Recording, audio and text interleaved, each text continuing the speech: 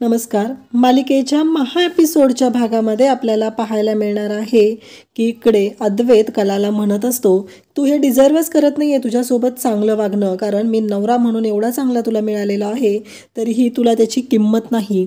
आणि हे सगळं कला ऐकत असते तेव्हा कलाला राग येतो. कला म्हणते, हा तर सगळा खोटारडा आहे, कधीही खरं वागत नाही आणि हा मलाच ऐकवते वरून. म्हणून कलाचं डोकं फिरलेलं असतं. कला मग डायरेक्ट जाते आणि ती जी चिठ्ठी आहे ना ती घेऊन येते आणि त्याला म्हणते की बघ हे, आणि अद्वैतच्या समोर ती चिठ्ठी देते. अद्वैतच्या हातात कलाने चिठ्ठी दिलेली असते आणि त्याला सांगितलेलं असते की बघ, काय बोलतोयस ना तू हे सगळं ते बघ आता. आणि जेव्हा अद्वैत ती चिठ्ठी पाहतो तेव्हा त्याला धक्का बसतो, कारण अद्वैतने बाप्पाच्या समोर ती चिठ्ठी लिहिलेली होती. त्यात लिहिलेलं होतं की मी खरेसोबत हे प्रेमाचं खोटं नाटक करत आहे आणि या सगळ्याचा मला आता त्रास होत आहे आणि मला हे सहन होत नाही. काही झालं तरी मला खरेसोबत हे चांगलं वागायला जमणार नाही, त्यामुळं माझी आई माझ्यापासून दुखावली गेली आहे.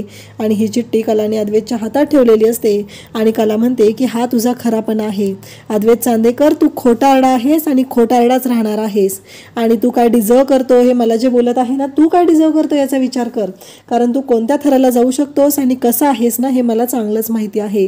कलाने अद्वैतलाच ऐकवलेलं असतं आणि अद्वैतला आता ऐकून घेण्याशिवाय त्याच्याकडे कोणताही ऑप्शन नसतो, कारण अद्वैतने चुकाच अशा केलेल्या असतात, त्याची शिक्षाही त्याला भोगावीच लागणार असते.